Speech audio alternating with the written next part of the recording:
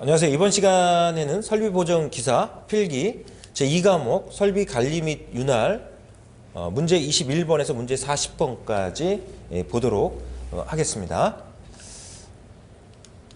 자, 문제 21번을 보겠습니다. 사람, 물건, 설비 관계를 가장 경제적으로 얻기 위해 제품을 구성하는 각 부품이나 재료의 입하부터 최종 출하까지 생산 설비를 계획하는 것과 가장 관계가 깊은 것은 그랬습니다. 1번 구조 설계, 2번 안전 설계, 3번 설비 배치, 4번 운반 시스템 설계로 해서 보기가 주어졌는데요. 앞서 문제를 풀어봤던 문제가 있습니다. 설비 배치와 관련된 문제를 풀어본 것이 있죠. 설비 배치 형태에서 말씀을 좀 드렸어요. 설비 배치에 관련된 문제죠. 설비 배치해서 3번이 답이 됩니다. 플랜트 레이아웃이라고 표현을 합니다. 사람, 물건, 설비의 관계를 가장 효과적이고 경제적으로 얻기 위해서 제품을 구성하는 각 부품이나 재료의 입고로부터 최종 제품의 출하까지의 생산 설비, 건물 및 경로를 계획하는 것을 설비 배치라고 얘기를 합니다. 이런 설비 배치 형태로는 기능별 배치, 제품별 배치, 제품 고정 배치, 혼합형 배치에서 4가지가 있다라고 말씀을 드리고 한번 정리를 한 적이 있고, 향후에도 이와 관련 문제가 이제 몇 문제 더 나올 것입니다. 그래서 잘 정리를 해 놓고 계셔야 되겠고요. 이런 설비 배치 형태 같은 경우는 말씀드렸듯이 생산 방식과 매우 밀접한 관계를 갖고 있는 것이 바로 설비 배치다, 이렇게 이제 말씀을 드렸습니다. 구조 설계라고 하는 표현은 뭐 여러 그 분야에서 적용할 수 있는 표현이기도 합니다. 기계 설비적인 측면에서 봤을 때 기계가 이제 열화가 될 경우에는 기계가 이제 그 노후되잖아요. 노후되면서 이제 여러 하중을 받게 되기 때문에 기계가 구동이 되면서 이제 하중을 받게 되죠. 그 하중을 받게 되고 그 하중에 의해서 응력이 발생이 되고 그 응력에 의한 열화, 그 응력 분포에서 어느 정도 열화가 이루어지는지 이런 것들을 해석하는 설계 분야가 구조 설계, 구조 해석 이런 표현으로 표현할 수가 있는 거죠.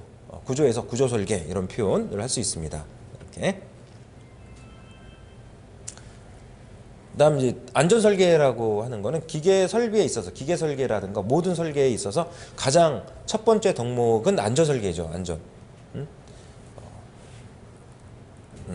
사람의 인명 피해라든가 그다음에 재산상의 손실 이런 부분들이 발생하지 않도록 안전 설계를 최우선으로 해서 설계를 해야지 되는 거는 당연히 맞는 것이고요. 특히 이제 기계 설계에 있어서는 안전성이 가장 우선시 되어야지만 합니다.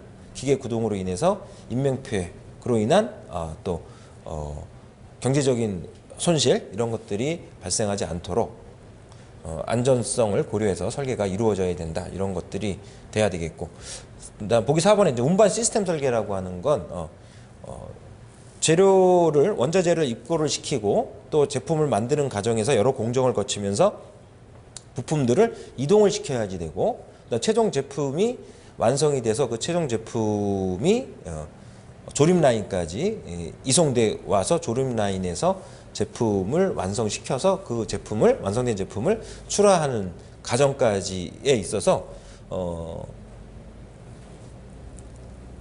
원자재 및 중간 공정품들의 운반 그리고 최종 제품의 출하까지의 그 운반 시스템 이런 의미를 갖고 있는 게 운반 시스템 설계가 되겠죠.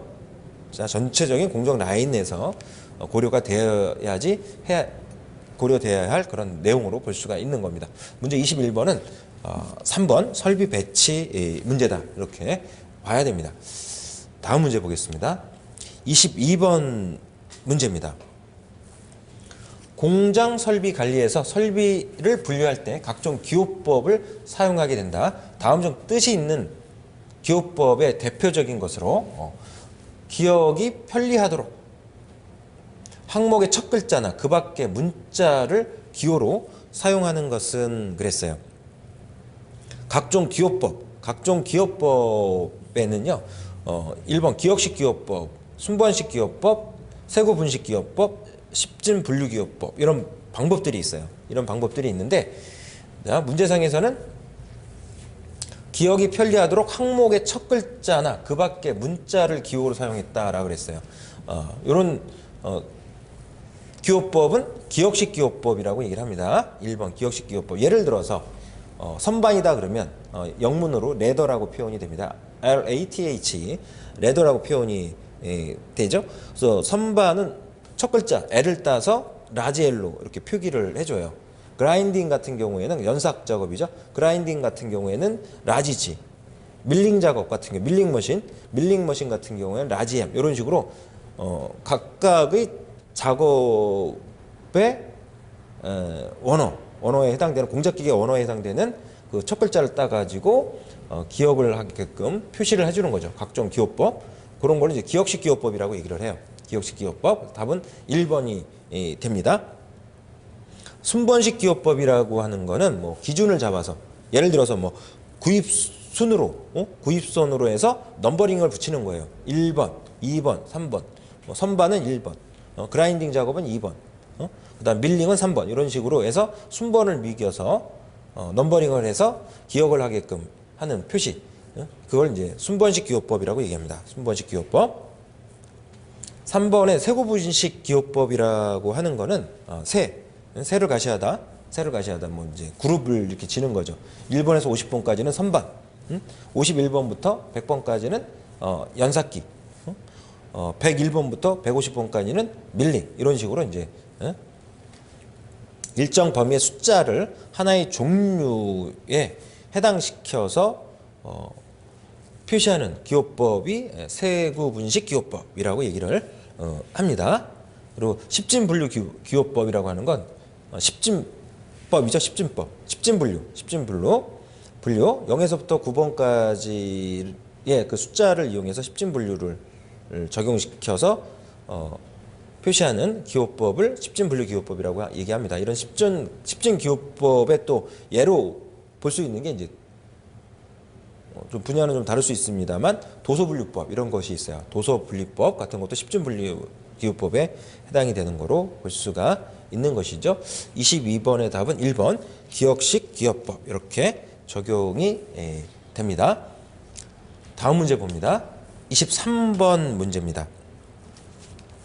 자주 보전의 전개 단계 중 발생 원인, 곤란 계속, 대책은 어느 단계인가 그랬어요. 자주 보전 전개 단계에는 7가지 단계가 있습니다. 자, 먼저 자주 보전이라고 하는 표현은 오토노머스 메인티넌스라고 하는 표현인데요. 자주 보전. 작업자 개개인이 내 설비는 내가 지킨다 이런 이제 목표를 가지고 자기 설비를 하는데 평상시에 이제 자기 설비를 점검하거나 또 급유를 하거나 부품 교환을 시키거나 또는 수리를 하거나 이상을 조기 발견해서 정밀도 체크를 하거나 이런 것들을 자주 보전이라고 얘기를 해요. 내 설비는 내가 지킨다 이런 마인드로서 내 설비는 내가 이제 관리를 하는 거죠. 이런 건 자주 보전이라고 얘기하는데 자주 보전 전개 단계가 이제 7단계가 있다. 7단계가 있습니다. 1단계는요. 초기 청소 같은 거를 의미합니다. 뭐 이제 다 작업하고서 이제 작업 마무리하고 뭐 이렇게 청소하고 뭐 이런 것도 해당이 될 수도 있겠죠. 어쨌든 초기 청소, 처음에 이제 설비를 이제 처음에 청소하는 이런 단계가 1단계다라고 볼 수가 있어요. 그다음 2단계는 발생 원인 또는 곤란 계속 이런 것들에 대한 대책을 수립하는 단계가 제 2단계에 해당이 됩니다. 그러니까 이제 문제 23번은 자주 보전 전개 단계 중 발생 원인 어떠한 그 문제가 발생했다라고 하면 그 원인을 찾아내고 그 다음에 곤란 계속 뭐 정비를 하거나 청소를 하거나 이런 데 있어서 곤란한 부분 곤란한 부분이 어디에 있고 그걸 해결하기 위한 방법은 어떤 것이 있을 수 있는지 이런 것들을 대책을 수립하는 단계 이런 거를 자주보전 2단계라고 얘기를 할 수가 있습니다. 그래서 23번의 답은 2번으로 이렇게 봅니다. 문제점이 발생하는 그 현상의 발생 원인이라든가 곤란 개소라든가 이런 것들을 찾아내고 대책을 수립하는 단계. 그다음 3단계. 3단계는요. 청소 또는 급유 기준 작성과 실시 이런 단계예요.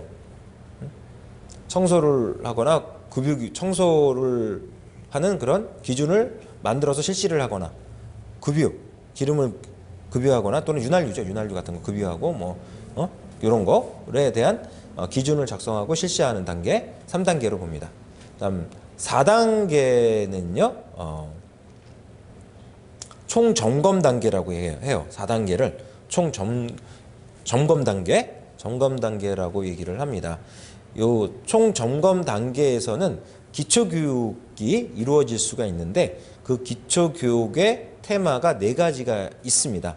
윤활, 기계 요소, 공합 및 공유압, 그리고 4번째가 구동장치 관련 기초교육을 실시하고 이 말씀드린 내용에 대한 진행 작업이 이루어지는 게 4단계입니다. 총점검 단계, 윤활 점검, 기계 요소 점검, 공유압 점검, 구동장치 점검 이렇게 이제 얘기할 수가 있겠죠. 그래서 진행 방법은 어떻게 진행이 되는 거냐 하면 첫 번째는 설비에 대한 기초 교육을 받습니다. 지금 말씀드린 윤활, 기계 요소, 공유압, 구동장치 등과 같은 이런 항목에 이제 기초 교육을 받아요. 그리고 이런 기초 교육을 작업자에게 전달을 합니다. 작업자에게 전달을 하고 작업자는 이 배운 것을 실천을 해서 이상이 있는지 이상 유무를 이제 발견을 하고요. 그 다음에 이제 그런 것을 눈으로 직접 보고 관리를 하는 이런 방법으로 총 점검이 진행이 돼요. 그다음 5단계에서는 5단계를 자주 점검이라고 얘기합니다. 스스로 지금 말씀드린 윤활, 기계 요소, 공유압, 구동장치 이런 것들을 스스로 이제 실천을 하는 단계가 이제 자주 점검. 그리고 6단계는 자주 보존의 시스템화라고 얘기를 합니다. 이런 이제 자주 보존, 스스로 보존을 실시하는 이런 거를 이제 시스템화 시키는 거죠. 시스템화 시키는 게 6단계고요. 그 다음이 이제 7단계. 7단계에서는 철저한 자주 관리를 목표로 한 것이 7단계입니다. 즉 그 자주 보존을 통한 효과 파악 및 유지 관리 체계를 유지할 수 있도록 하는 게 7단계에서 하는 것으로 보면 됩니다. 자주 보존 전개 단계 7단계가 있다. 자주 보존의 의미 이런 것들을 참고해 주셔야 될 것 같고 답은 2번이다. 2번. 다음 문제 봅니다. 24번 문제입니다. 고장과 고장 사이의 평균 시간을 나타내는 것은 그랬어요. 고장과 고장 사이의 평균 시간, 즉 그 평균 고장 간격이에요. 평균 고장 간격을 표현하는 용어를 찾는 거죠. 1번에 MTBF로 표현이 됩니다. MTBF 이렇게 mean time between failure의 표현으로 보시면 됩니다. mean time between failure 이렇게 해서 평균 고장 간격 이런 의미고요. 그다음 보기 2번은요. MTBM은요. 정비 간 평균 시간이에요. 정비 간 평균 시간. 정비 간 평균 시간 이렇게 표현합니다. 정비 간 평균 시간 이렇게 표현해서 mean time between maintenance mean time between maintenance 이렇게 표현해서 정비 간 평균 시간 이런 의미고 그다음 보기 3번은 MTF 요거는 평균 고장 시간의 의미입니다. 평균 고장 시간 mean time to failure mean time to failure 이렇게 표현이 되고요. 평균 고장 시간. 그다음 보기 4번은 MTTR은 평균 수리 시간입니다. 평균 수리 시간 mean time to repair mean time to repair 이렇게 표현이 됩니다. 참고해 주시고요. 1번이 평균 고장 간격, 2번이 정비간 평균 시간, 3번이 평균 고장 시간, 4번이 평균 수리 시간 이렇게 표현이 된다. 참고해 주시고요. 다음 문제 24번의 답은 1번이고요. 다음 문제 봅니다. 25번 문제입니다. 보존 업무에서 실제로 가장 중요한 요소의 하나로 현 설비뿐만 아니라